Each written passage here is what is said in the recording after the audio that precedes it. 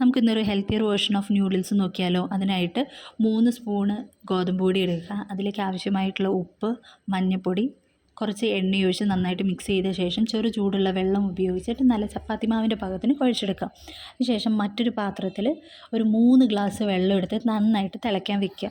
വെള്ളം തിളച്ച് വരുമ്പോൾ നമ്മുടെ സേവനാഴി, അതായത് നൂൽപുട്ടുണ്ടാക്കുന്ന സാധനം ഉപയോഗിച്ചിട്ട് പീച്ചിയിട്ട് ആ സ്ട്രിങ്സ് എല്ലാം നമ്മൾ ഈ വാട്ടറിലേക്ക് ഇട്ട് കൊടുക്കുക.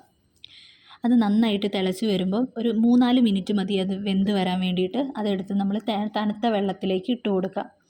അത് കഴിഞ്ഞതിന് ശേഷം നന്നായിട്ടൊന്ന് സ്ട്രെയിൻ ചെയ്തെടുക്കുക. അടുത്തതായിട്ട് ഒരു പാൻ എടുക്കുക. പാൻ എടുത്ത ശേഷം അതിലേക്ക് ബട്ടർ ആഡ് ചെയ്യുക. ബട്ടർ ആഡ് ചെയ്തിട്ട് ബട്ടർ നന്നായിട്ട് മെൽറ്റായി വരുമ്പോൾ കുറച്ച് ഗാർലിക് ആഡ് ചെയ്ത് കൊടുക്കുക, വല്യുള്ളി ആഡ് ചെയ്ത് കൊടുക്കുക, അതുപോലെ തന്നെ ക്യാരറ്റും ആഡ് ചെയ്ത് കൊടുക്കുക. ഇതിലേക്ക് ഇനി സോസസ് ആണ് ആഡ് ചെയ്യേണ്ടത്. അതിന് വേണ്ടിയിട്ട് ആദ്യം ചില്ലി സോസ്, ടൊമാറ്റോ സോസ്, പിന്നെ കുറച്ച് സോയ് സോസാണ് ആഡ് ചെയ്തിട്ടുള്ളത്. ആവശ്യമുണ്ടെങ്കിൽ ഉപ്പ് ആഡ് ചെയ്യുക.